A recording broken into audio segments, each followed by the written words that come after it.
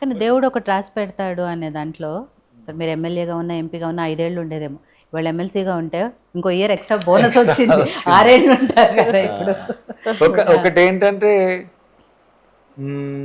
Of course మీరు అన్నట్టు, కానీ అది ఎక్కువ రెస్పాన్సిబిలిటీ కూడా, 6 years రెస్పాన్సిబిలిటీ కూడా. ఇంకా అదే అంటున్నా, ఇంకో సంవత్సరం ఎక్స్ట్రా రెస్పాన్సిబిలిటీస్ కూడా కదా మీకు. నాకు లక్కీ కలిసి రాదు, కానీ ఇప్పుడు లక్కీ భాస్కర్ అయినట్టు అనిపిస్తుంది. ఇంకా 6 years వచ్చింది.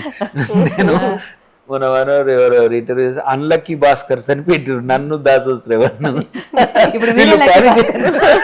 వీళ్ళిద్దరు పని చేస్తారు కానీ పదవులు రావు.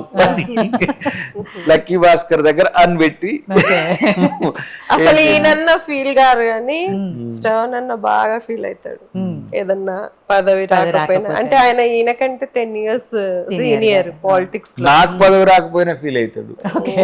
అంతే కదా, ఇంత కష్టపడ్డప్పుడు మన కష్టానికి ఫలితం రావట్లేదే అనే మేము ఫీలింగ్. ఇప్పుడు ప్రత్యర్థులం కానీ ఫ్యామిలీ ఫ్రెండ్స్ అప్పుడు కాంగ్రెస్ లో ఉన్నప్పుడు, మొదట్లో కలిసి పనిచేశారు కదా. తర్వాత మూమెంట్ లో, తర్వాత కాంగ్రెస్ లో కూడా. అదే. సరే ఏదున్నా వ్యక్తిగత జీవితాలు వేరు కదా. అలాంటప్పుడు నేను కూడా తనకి ఏమన్నా అవకాశం, మొన్న కోదండరామ్ గారు మన ఇది అప్పుడు ఆయన కొంచెం ఫీల్ అయ్యి అవకాశం కేసీఆర్ ఇవ్వలేకపోయింది. అప్పుడు పెండింగ్ లో ఉన్నాయి కదా వాళ్ళు. ఇప్పుడు 6 సంవత్సరాలకు వచ్చింది అట్లా అని చెప్తుంది. సరే ఏది ఏమైనా కూడా అన్లక్కీ నుంచి లక్కీకి వచ్చింది మొత్తానికి.